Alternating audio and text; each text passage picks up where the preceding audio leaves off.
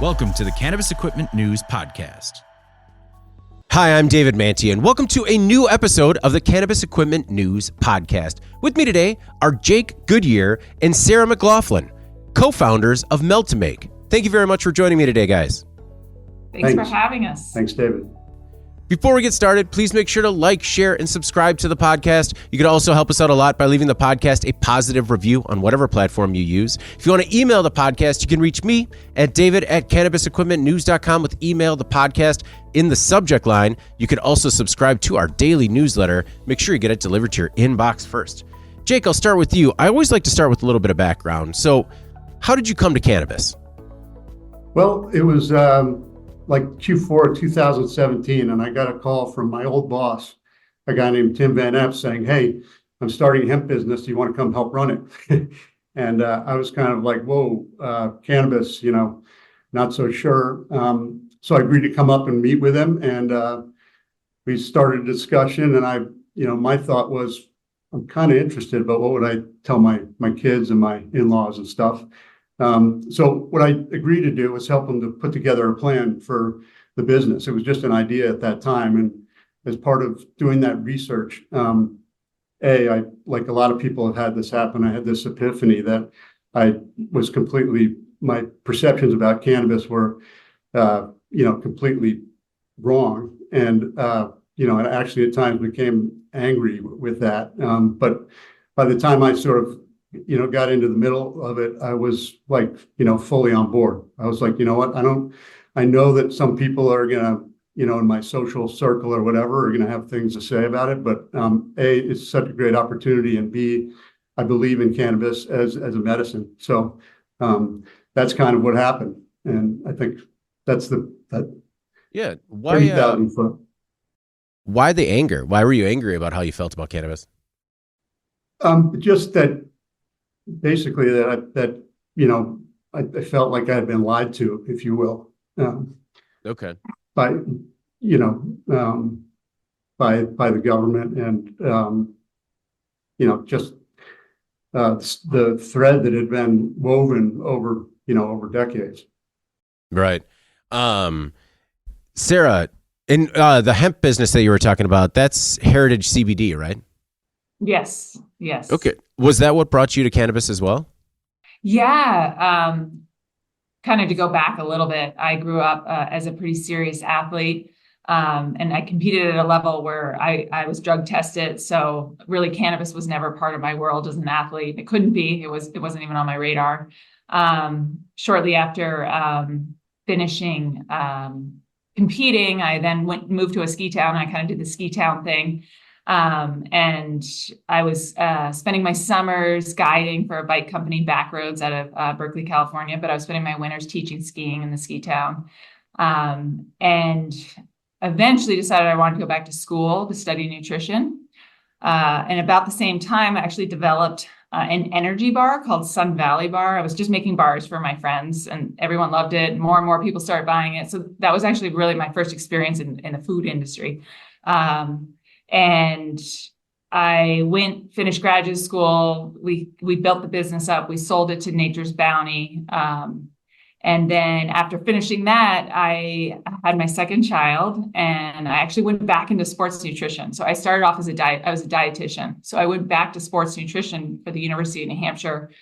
I was there. I was dealing with the bureaucracy of working in a university, the poor pay, not knowing what was going to happen in the following year as far as my salary went. And my brother was friends with Tim Van Epps. And so he sent him like a late night text, like, "Hey, you got to meet my sister. She knows how to formulate. She had a bar business. She knows what she's doing with food." And I want to say Tim didn't text him back for like another 6 months, but he finally did. And he's like, "You know what? I've got this business. I'm going to be starting it. Let's have lunch." And basically, we had lunch, and by the end he was high-fiving me like, "Hey, when are we starting?" I was like, "Whoa, I didn't say yes yet." So after you said yes, what were those first days at Heritage like? They were good. Similar to Jake, I dealt with the same thing. I kind of had bought into the propaganda of the war against drugs, that I don't know if you remember it, I don't know how old you are, but that it was like a big frying pan and they would crack an egg into it. Yeah, Like, this is your brain. This is your brain on drugs. And I was a serious athlete. I was like, oh, wow. So similar to Jake, I had to like pause for a moment. And I'm a scientist. So the first thing I did was jump on PubMed and I did a ton of research. And also similar to Jake, I was like, wow, I've been brainwashed and lied to. I probably wasn't ready to jump into THC, even though I saw how amazing the plant was and what it could do, you know, as far as that compound. But I started with CBD. I felt good about that. And definitely felt like the research and the evidence was behind it. Because I was a dietitian, I really have to I have to be evidence-based in everything I do. But the evidence was clearly there. So I was all on board like him after realizing I'd kind of been brainwashed and lied to my whole life. No, I'm definitely of the age where I was certainly scared straight, and being in athletics as well, it was just a non-starter because it's like, oh, okay, you get caught with this and you can't do everything you love. So, you know, my introduction to it was really late as well. And I had a very at the beginning, I actually have trouble sleeping, like most moms, working moms. And I started using cannabis for sleep, and I've been able to get off of everything and just use cannabis now. So that was kind of my big turning point personally as well. Just being able to see the benefits for myself, not just read about them. Jake, you had mentioned that you had some apprehensions about what your social circle and family might have said. Did you run into any uncomfortable situations, or was everybody pretty much on board? You know, a few, but I quickly realized, you know, you sort of, you find out who your real friends are and stuff like that. And like Sarah, I probably wouldn't, if it wasn't hemp, like that was, you know, like stepping stone. Easier for me to contemplate than if it was, you know, marijuana. But yeah, I you know, quickly just became super enthusiastic about it and have been ever since. And I don't know if you want to hear the backs, like how Tim got there, but sure. He runs a third generation family business here in Massachusetts that's in, you know, different industry, transportation, energy, and hospitality. And it was a co-founder of the Heirloom Collective, which is a cannabis licensee here in the state. So he was already in the industry when Massachusetts announced the hemp program, and that was when he called both me and Sarah. We didn't know each other, and you know, we ended up coming together. But he uses cannabis, but he was also just super enthusiastic about the therapeutic benefits of it. He works very closely with veterans, and it just seeing the benefits of CBD in specific for specific ailments that the veterans were dealing with, and that's what really made him super passionate and decide to found this company. And then luckily, he brought Sarah and I in, and that's where we started. Sarah, what was Heritage CBD's, you know, main product line, and at what point did you guys kind of start flirting with the idea to make Melt-to-Make? Yeah, that's a great question. So initially we kind of started with all the usuals, you know, like topicals, tinctures. We even found a soft gel manufacturer. Sarah said the one thing we're not making in-house is gummies. Yeah. So I did enough research. So I have a little bit of a food science background, a dietitian, and I had a food company. So I kind of knew what I was getting into, but I started looking at gummies. I'm like, this is going to be a nightmare. This is going to be awful. Like we're going to have to do shelf life studies, you know, like the stability. We don't know. We're not going to be able to sell this. We can sell it right away, but we're not going to know how it's going to hold up. So I at first called around to like literally every co-packer or gummy manufacturer in the country. And either I didn't get a call back, or I got a call back and they were like, yeah, sorry, we're not going to touch CBD. This was in 2000. Or MOQ was like 10 million. Yeah, and their MOQ. Yeah. And they were like, we're not going to, it's 2018. They just didn't have an open mind about it. So I was like, okay, I got to figure this out. So I started with the basics, kind of found a recipe online. Right away, I was like, okay, I'm a dietitian. If I'm going to be making candy, I want it to be as healthy as possible. So made sure to commit to natural plant-based colors, natural flavors, and really high quality ingredients. So non-GMO syrups, organic sugar, and started messing around and made the first batch, and they look great. They tasted great. But put them in a package and right away they started getting sticky and melty. And I was like, oh God, what did I do wrong? The second thing that I ran into was that the gummies started to fade. You know, I'd been told by the companies that I bought the colors from what to dose it at what percent to work with, and it was too low, you know. And I didn't understand that natural colors, you have to keep them out of light. You got to be careful with the temperatures and all that. So it was a really big learning process. Everything else was really easy, I found, but the gummies were challenging. And honestly, I always tell people, I'm like, if our product had existed when I was starting that, I would have bought it in 2 seconds. Just because I knew what I was up against, and a lot of lost batches, a lot of lost product, and all of that. So we built that. We built the. Sorry, we've got this light issue. We built Heritage CBD on those products, including the gummies, which Sarah got pretty dialed in through, right through 2019 and into the fall and the beginning of 2020. We were in over 1,000 retailers. We were about to go. We were in late stage discussions with several national and regional retail companies. So we were in growth mode, and then COVID hit. We also had e-commerce, and that was going well, but like 70-80% of our product has stopped, and all the discussions with that were our path to growth stopped as well. And luckily at that time, we had started doing a little bit of work with bulk products, non-infused bulk products. So I'll let Sarah talk about that. Yeah. Unless do you have a question, David? Were you going to? No, I was just curious about, because you're the director of product and R&D, was all that early stage R&D at Heritage, was that taking place like in your kitchen? Yes. I was actually working another job, ironically, as a sports dietitian, where like both CBD and THC were highly forbidden. So I had to keep it under wraps. So weekends, vacations, I was doing it all just in my own home kitchen initially, and then in the kitchen of Tim. And then we set up our headquarters in Tim Van Epps has a guest house, and he was like, okay, this house is yours. It's tiny. It's probably only like 1,200 square feet. Yeah. We set up the kitchen and we started getting bun racks and depositors, a tabletop depositor, and we had, it was stuffed. But yeah, so those were the beginning days. We could barely walk through the house. We were also sleeping there, so that was interesting. Eventually, we leased the space we're in, which is 17,000 square feet, and we're about to expand. Okay, Sarah,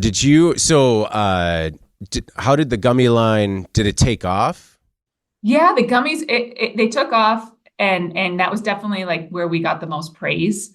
I would say our topicals as well, but our topicals and gummies, we were like, wow, these gummies are really good. And that's sort of what led us to Melt to Make, where, and I think that's where Jake was leaving off is, we were making bulk, we had our sister company Heirloom, and stop me if I say anything wrong, Jake, or as far as like how it all works, but we had shared investors, but we're two separate companies. And, they, just like any manufacturer, they're doing so many things. Anywhere they could get help from us, they were willing to take our help. So we were making them bulk, like sleep tinctures, bulk topicals, and then I was sending them a calculator so that they could infuse it and get good labs, basically.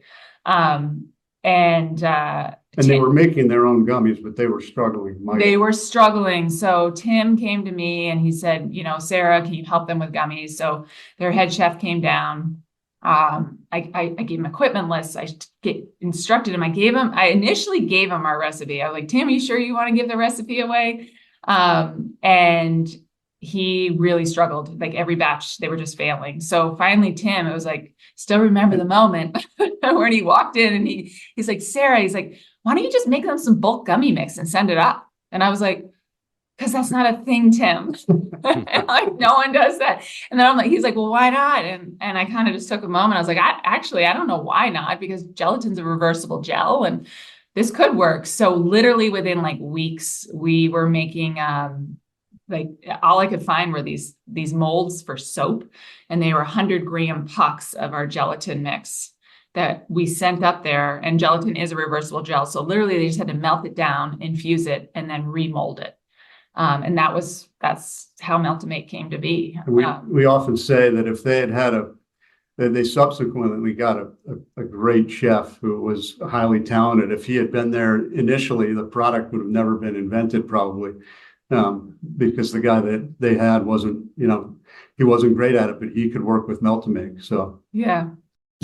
What was why was the other chef struggling? What was he missing?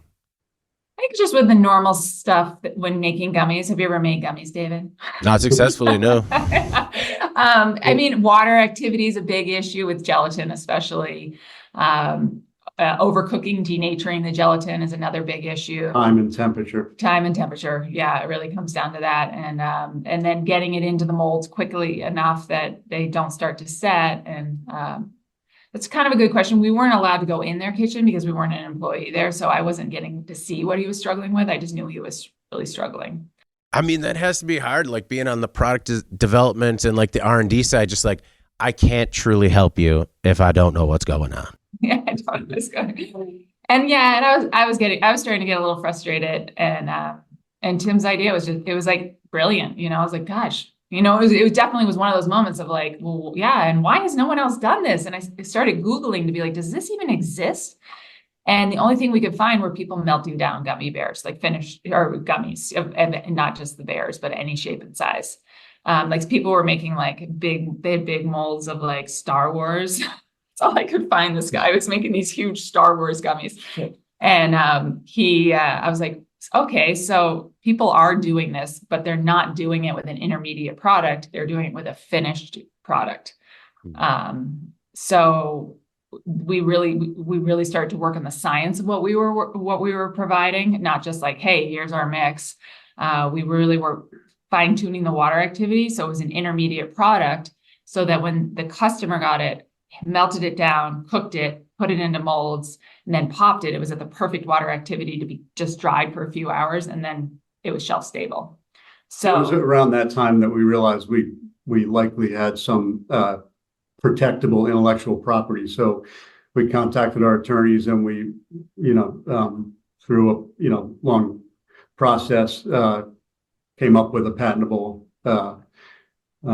Basically, the intermediate product that's the process patent application in both. Now we have pectin as well as gelatin. Back then it was just gelatin.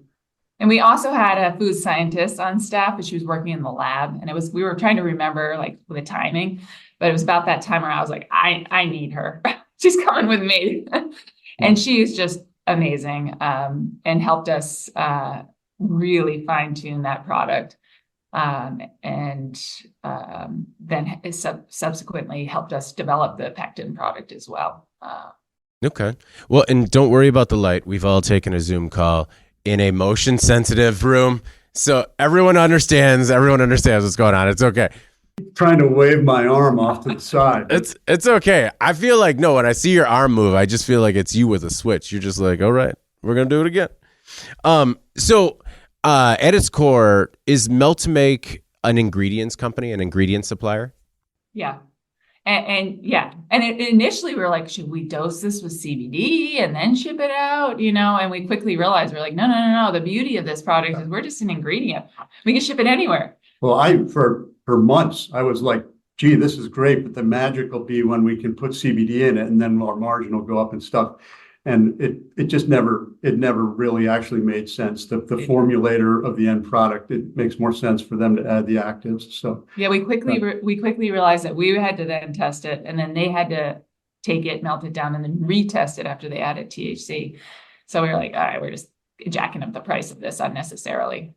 So I heard those same stories about people like taking gummy bears or gummy anything and melting them down to make their. Is that still happening today?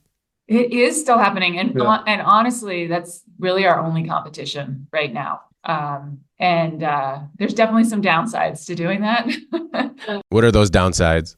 Yeah, the main thing is you're melting down a finished product. So you're melting down a product that has a much lower water activity and has also been coated in a wax.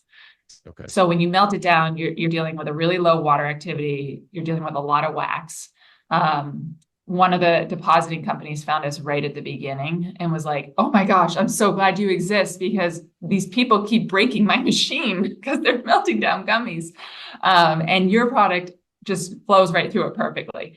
So those are really the biggest downsides, just kind of sticky, gloppy, hard to work with. And honestly, you just don't get as good of a finished product. Something that we also do is we specifically formulate this for additives. So our flavor is 2 to 3 times higher than you would find in like candy because people are just having a couple, right? So we really focus on bringing that flavor level up as high as possible without making it taste like medicine. If we start to feel that where you can kind of taste some of the solvents, we back it off. But it's formulated to help kind of work well with whatever you're adding, especially if you're adding something that has kind of a bitter taste. So in terms of what you're adding or making it your own, what kind of hand-holding is there in terms of when you supply your ingredient to understanding what they're trying to do with it, just to try and make sure that it's going to work? Yeah, well, that's actually the most fun part of the business, in my opinion. We have a group of people who really like we almost are too good at customer service. The answer is a lot of A lot of hand. We all love people and we love talking to our customers. We think of them as partners, not customers. And our success is there. We're not successful unless they're successful, and we really take that to heart. And we really do have a group of people who loves to help. To a fault, honestly. But and I also tell people, I'm like, half of what you buy is the product, the other half is our help. We want to make it so you don't have to go through what we went through. You don't have to spend that year with missed batches and too high water activity and all the issues that we dealt with. And we can get them up and running in 3 weeks if they have everything in place. And yeah, lots of phone calls. We offer free classes when you buy the product, 2-hour either Zoom or in person. We develop for small fees. We'll develop new flavors for people. We have someone named Chris Papademos on board who's head of all the technical help, and he actually was one of our customers. And knows the product better than anybody. He's worked with our product more than anybody has worked with it. And so far, I don't think there's a problem he hasn't been able to solve. Just a really nice guy. Jake, one of the things that you had mentioned earlier was issues that you were running into with coat manufacturers with minimum order size. Do you guys have like a minimum order size, or is this available to anyone from like the small mom and pops all the way to the larger MSOs? The only minimum order size is one case or one pail, depending on whether it's gelatin or pectin, and that's 10 kilograms, and that's approximately based on the gummy size, but on average about 3,500 gummies worth of product. So it might, if someone just wants to make them for their own personal use, that's a lot. But someone can go online and order one box and make gummies with it. So, that's our bread and butter customer is pallets of products. But we do sell it onesie twosie, direct online as well. Okay. Sarah, you were kind of glowing about the taste of the gummies you developed at Heritage. Now that you've seen what some of your customers are doing, does anyone beat that old Heritage gummy, or is that still the best one you've had? I think we're still one of the best ones. I've definitely run into some that I'm like, wow, this is good. Like, we're the first to admit, like, this is a good gummy. This is as good as ours. But I've never found a gummy that I'm like, wow, this is better than ours. We put a lot of time and effort into the taste and the consistency and the color. I think the color is, and I may have already mentioned that, but it's one of the most challenging pieces of it. And we've really nailed the natural colors. Like a bright, like how many, we have a bright blue gummy and we're using spirulina for that. So it's pretty cool. Are you both still involved with Heritage, or are you full-time melt to make now? Heritage is pretty much wrapped up. We still have the brand for sure, but more than anything else, melt to make just took off, and we realized just how unique it was. It's, even though we had great products, we have great CBD products. It's really hard to be unique and stand out in that world. And we're first mover. We invented this product. It's super unique. I've never been involved with a product of any type that fills such a need, and that the customer, when somebody finds out about it, they're so enthusiastic about it. It's like, oh my gosh, where have you guys been? We've been struggling. Like, thank you. Yeah. It's pretty unique in that regard. Okay. Well, I mean, oh, go ahead. Well, I was just going to say, since since sort of the end of 2020, when we really, well, I guess our true real first commercial launch was MJ Biz 2021, but we were already underway then. But since that time, we're selling the product in 46 states, 10 other countries. We make literally thousands of kilograms a day of gummy base. So we have, I think, 27 employees now dedicated to melt to make. So it's been kind of a fun ride. Yeah. Where are you guys based? Northampton, Massachusetts. And you guys are manufacturing all the ingredients on site there? Yes. Yes. Okay. We both came into this being like, if we can keep everything in-house, we're going to do that. So we can maintain control of the quality and all of that. No, I mean, especially as an ingredient supplier, that makes all the sense in the world to me. One thing you had mentioned is that you're about to expand. Is it at the current facility, or is it? Are you making a move? Well, we're investing in automation equipment, but we have an opportunity. We actually have 17,000 feet of a building that's like 40, almost 50,000 feet, and one of the adjacent tenant is moving on. So we're in the process of taking over more space for that. But we have enough room to do what we need to do right now in our space. But we're just continually, we're growing at our volume 2023 over 2022 tripled. So we're constantly increasing our throughput and our production runs and everything else. What is some of the equipment that you're bringing in house? Well, the most capital intensive is a fully automated, basically what's called an automated kitchen, which takes raw materials, automatically weighs them, and combines them and cooks them, and then has automatic injection of additives like color and flavor at the end. It runs under vacuum. It's going to increase our product quality significantly. We already have a great product, but it's going to be even more consistent and better because it's automated and there's less room for human error. And so most of our capacity will run through that machine. And then we're doing some modest automation for inflow of syrups and then the outflow and sort of depositing of the final product into its final packaging, et cetera. With the growth that you guys have been experiencing, have you had any growing pains along the way? Every day. Yeah. I mean, I think we've always been able to keep up from a production standpoint, but we've had times where it's really difficult to fill a specific position. Like, the hiring piece of it can be challenging. I'm happy to say that I think we've got an unbelievable crew of people here. I've never had a group that I've enjoyed like coming into work with every day. Everyone is positive, and we're all rowing in the same direction, and our mission is clear, and it's been fun in that regard. Yeah, I agree with that. Sarah, did you have a specific growing pain that you thought of when you said everything? Yeah, I know. Well, I'm a perfectionist and I really like to do everything 100%. And for me, the biggest challenge with this is there's always too much to do. So I have to constantly just prioritize. And Chris Papademos that I mentioned, we work really closely together, and he's a perfectionist too. So we're constantly like, okay, we're not going to get this all done. So what's the highest priority? And it's kind of just never getting to the end of that to-do list and just something popping up and then something else popping up, and you think you're going to get things done that don't get done, but it's all good. It's all good problems.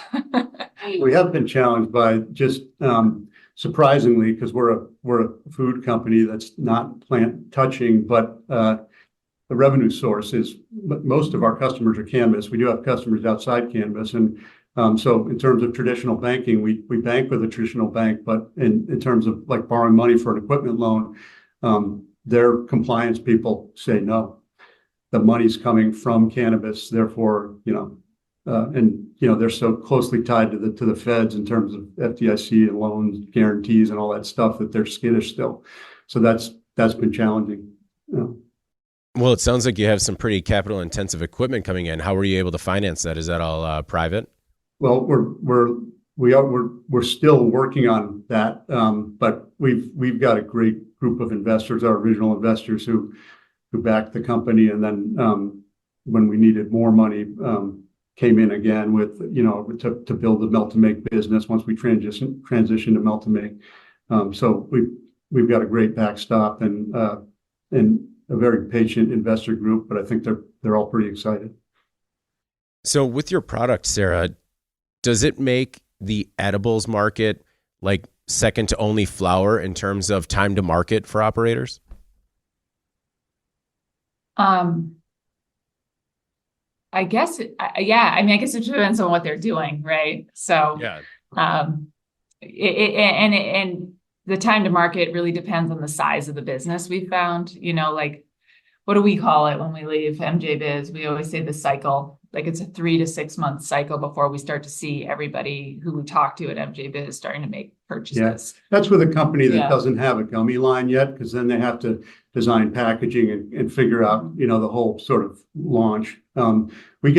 Sometimes we get customers very quickly that are making gummies but struggling, so they already have a lot of the pieces in place. And our number one selling product is actually our unflavored pectin, because a lot of people, the base ingredients in an unflavored pectin match up pretty easily with whatever somebody else is doing, so they can quickly switch over to our unflavored pectin, still use their colors and flavors, and nobody knows that their gummies really changed, other than maybe it tastes better or has better consistency, and they're saving a lot of time. I mean, the biggest thing that people find with our product, other than just the struggles of not having to develop a gummy, is just you don't have to order all those ingredients. You don't have to deal with shortages. You don't have to inventory. You just have this one box, right? That's got 11 ingredients in it, potentially, that you don't no longer have to source. With one lot number and one expiration date, and you have ultimate flexibility over batch size. You can train a big piece is, I used to spend like 2 weeks training someone to make gummies from scratch. And then once we got our product, I was able to train someone in 2 hours and have them up and making gummies. And I walked out of the room. I'm like, this is great. I don't have to do this anymore. Well, I was curious, is that a challenge for you? Like, do some operators think it's too good to be true? I mean, I would say the only thing we've run into is sometimes we get an operator who overthinks it and has a really strong background in either science or cooking. And sometimes you're like, no, this is really simple. Like, you don't have to even hire a food scientist or a chef. You just have to find someone who's a hard worker, smart, and follows directions, and they can make these gummies. So I think people overthinking and trying to kind of add their own flair has been a challenge. And you get egos. If someone was hired to be the chef or run the kitchen at a company, and our solution looks like a sort of something that takes away from them, that they should be doing themselves. But we find that, like, the people that are the higher level thinkers and the more sophisticated, the better, in terms of being like, what, we need to do this. It's smart. Yeah. It makes sense. And again, they can be. Oh, go ahead. Sorry. Do you have any specific regulations that you have to follow as an ingredients company? Well, we're GMP certified. Okay. We have a full-time quality assurance person. We're registered with the FDA, and those are really the two big things. We some of our products just got certified non-GMO. Yeah, we were licensed by the state and local health departments. Okay. How do you make the ingredients in bulk? Have you ever run into any supply chain issues in terms of getting that much material in-house? Yeah, initially we did. And we learned a lot of hard lessons. Our gelatin supplier during COVID, there were some as everyone knows, there were supply chain issues. And we weren't that big yet. And they just called and they're like, you're not going to get your next order. We're like, whoa, wait. Like, we get a specific bloom, a specific mesh size. We can't just switch. We actually were able to switch really quickly, but we learned to set up contracts with a lot of these big companies and develop those relationships. Most of the vendors that we started with, we're still with, and they've seen us grown and have just been, I mean, like our color company has been so unbelievably helpful to us, even doing R&D for us. So Okay. yeah, we've been really lucky. I don't think we've ever actually run out and had to short any of our customers. And now that we're bigger, the chances of that happening are much, much less. And I think, we have such synergy with our raw material suppliers because we're like, we just, we're large customers to them and we're pushing a value add finished product. So they're happy to plug our product just like, I mean, we don't always advertise who our suppliers are, but yeah. Jake, how would you describe the state of the edibles market right now? Well, I think it's growing.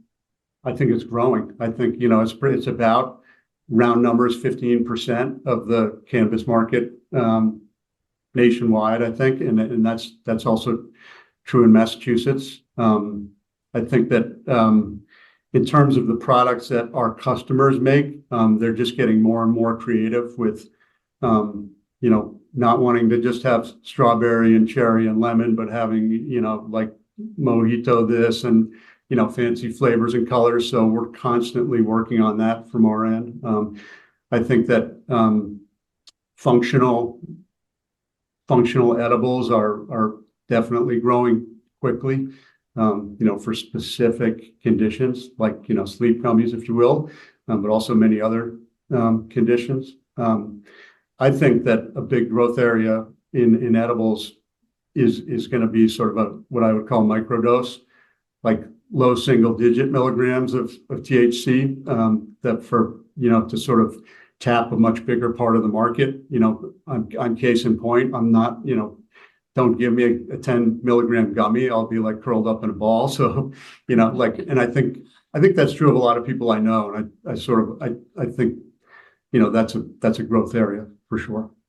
How about you, Sarah? Do you have similar thoughts? What do you think of the state of the edible industry? And does the industry still have pretty big issues with consistency? I would say definitely to the consistency. I'll start. I mean, Jake's numbers are great. I always go to him for the numbers. I think mushrooms has been a big area, and I think we're going to see a big growth with mushrooms. We get a lot of calls about that, and we figured out the pH and all the issues around that.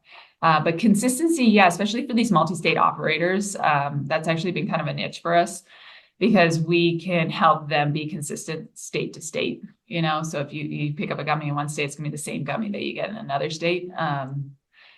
But consistency, yeah, there's some gummies I've picked up, and I won't lie that I'm just amazed at how popular they are and how much they sell, and the quality is just not there.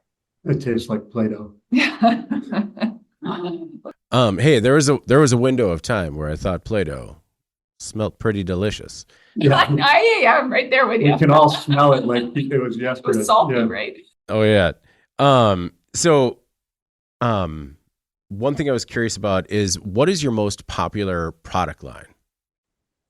Pectin is definitely the most popular. Yeah, we started with gelatin, so it was more popular, but very quickly Pectin kind of surpassed our gelatin. I think because it's plant-based, it doesn't melt, is a big one. So, and it's vegan. It's vegan. So I think the supplement industry has moved towards pectin, and the cannabis industry is moving towards pectin as well. Okay. It does. The one thing I had forgotten to ask or follow up on is, you had mentioned mushrooms. So are you seeing growth in the psychedelic market? Yeah, we definitely have had more and more customers. We still have a lot to learn, to be honest, but people moving towards extracts from actually ground mushroom to extracts. Initially, it did affect the pH of our pectin, so we had to do some R&D to figure out how much citric acid to drop the pH so it gelled properly, and we've done all that work. But yeah, I'm not talking to as many customers as I used to, but I know they're definitely coming in more and more rapidly. Yeah, and it's not just magic mushrooms. It's also functional. Other functional, like brain function and stuff like that. Obviously, psilocybin or psychedelic mushrooms are still illegal. But we know we have, we don't always know what our customers are doing with our product. And, we know we have people using them for all sorts of different products. It's a perfectly careful way to say that. Sarah, you had mentioned classes that you offer. I was actually really impressed with some of the educational materials that you have on your website. I mean, you basically spell it out for anyone that's like, if you want to make this product, buy all these items and you're pretty much good to go. Yeah. Yeah. That's the idea. And we have videos, we have work instructions, but I think the classes are really great. We can answer specific questions. We can, when you get to actually try to make it yourself, I think that's also helpful. And we do a lot of showing people the equipment that we use and we recommend. We've got a lot of partners. I think that's actually how we got in touch with you was through Evocan. Yeah. Yeah, I was curious about that because Evocan mentioned you guys. I thought it was incredible. How do you work on developing those partnerships? Is it just trying to make sure that equipment that actually works winds up in the hands of your customers? Yeah, I would definitely say that. And we're not going to recommend any equipment that we don't fully believe in.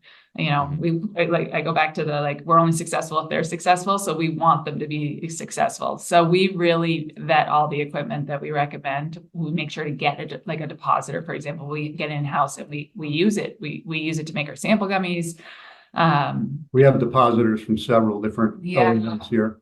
And we want to make sure they've got good customer service, that they're going to treat our customers well. And honestly, those relationships just developed initially naturally. We were across from one of the depositing companies at MJ Biz our first year, and he came over and was like, "Oh my God, we need to talk. This is awesome." And then from there, there's that, and then mold companies as well. We have a lot of relationships with mold companies. Finally, I was also really intrigued by the flavor development services that you offer. I mean, is the flavor development just what they send you the gummy and you say, no, that's gross? Or what is the extent of the flavor development? It would be fun. Usually they come to us and they're like, hey, we have, either they're white labeling it or they want to develop it. And they'll be like, we want a ginger gummy, would you be able to help us with that? So we'll start with we know they're going to be purchasing our unflavored base, and then we work on the flavor and the color for them. And then we send them a calculator once we're done that says, hey, this is how much flavor, this is how much color. And throughout the process, we're sending them samples so they can give us feedback. And yeah, it's fun. We have, I'm totally into the food R&D, but we have 2 people on staff who are also really accomplished chefs. So they help out with that as well, which is really helpful. And everyone likes taste testing gummies, so we always get feedback. Just to follow on the training thing, we often have companies come in and we do basically do training classes or do development classes here on site. So people have flown in from all over the country to go through that process. Well, I mean, it makes sense when it comes down to getting it right the first time, or maybe the second. So as part of this flavor development, what flavors are kind of on the horizon? What do you see as being the next maybe popular flavors? Yeah, I get excited about this. Well, we do work with Brightfield, so we get a lot of data. And we find actually that what we sell and what are our most popular flavors aligns with what they say is the most popular, throughout the country. But something we're having a lot of fun with right now are we're calling them enhancers. So you take our base. So say you take our mango, our watermelon, and then you can buy a habanero enhancer. And we have a potency range from 0.1% up to 0.5%. So if you want a really hot gummy, you can. But I was at not at MJ Biz. I was at Expo West, which is a natural food show in Anaheim. And right away, I was like, oh my gosh, all these different Mexican flavors are really hot right now, and drinks and candy. And so right away came back and started playing around. And that's how we came up with the habanero gummy. So you can have a mango habanero, watermelon habanero. And we have a ton. We have a lime enhancer. We have a coconut enhancer. So you just add it to our base flavor. But we have plans to come out with a bunch of others. We've been working with an Earl Grey, so you can make a peach iced tea or a raspberry iced tea. a mojito, like hibiscus. We've tried lots of different things. You need to talk about sugar-free. Oh yeah, sorry. Yeah, that's like our big thing right now that we're working on. And this is a tough one. At first, initially it was tough. I'm not, and I kind of always have the real deal. I don't go for sugar-free. My experience going to so many different food shows is a lot of the products that are sugar-free, that even use stevia or monk fruit, don't taste that good. But we started getting a lot of questions about sugar-free and people asking if we could develop a sugar-free base.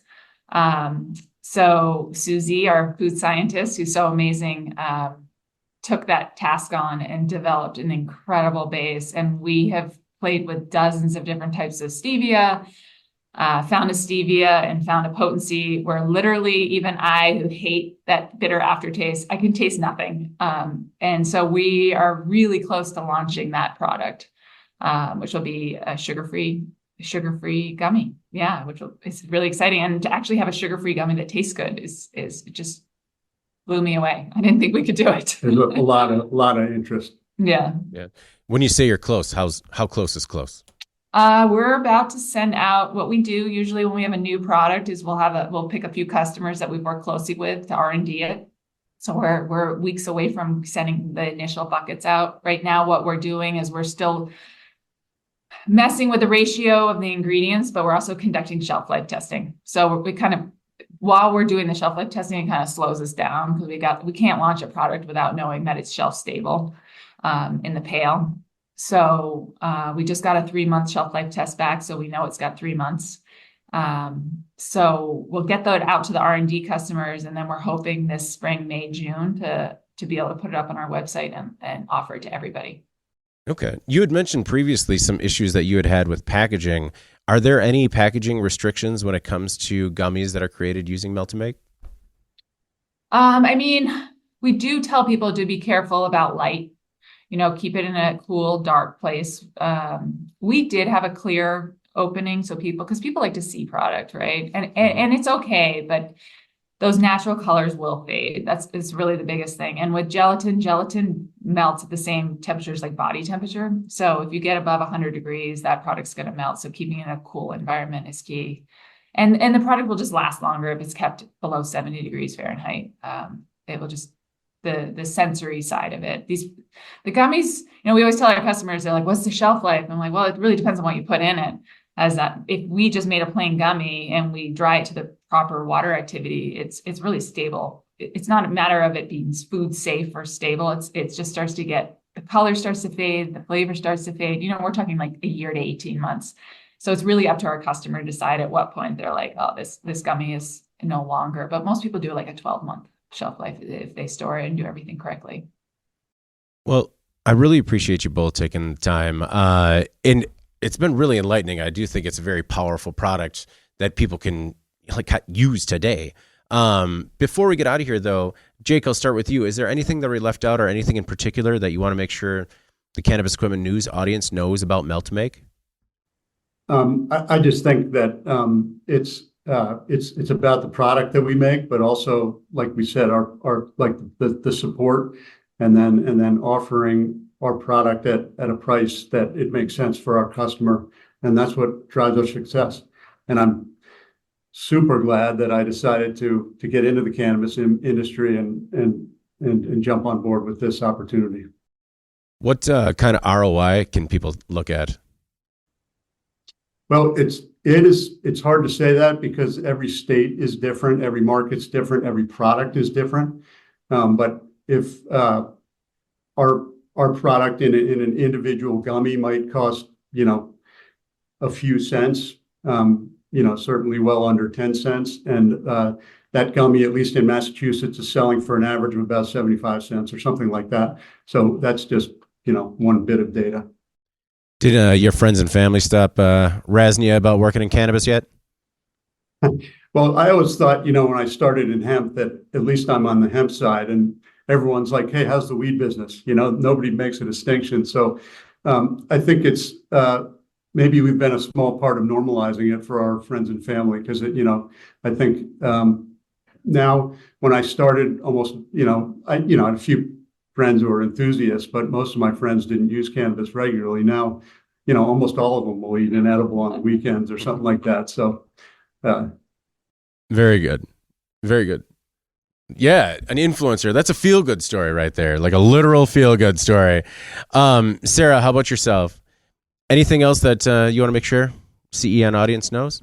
I think the thing, other than I'm really proud of the product, but I think I'm really proud of the team we've built and the customer service we offer. So, for anyone who calls, they're going to just be talking to an amazing person and getting the top-notch help. And like I said earlier, we really just love helping people. So give us a ring. good.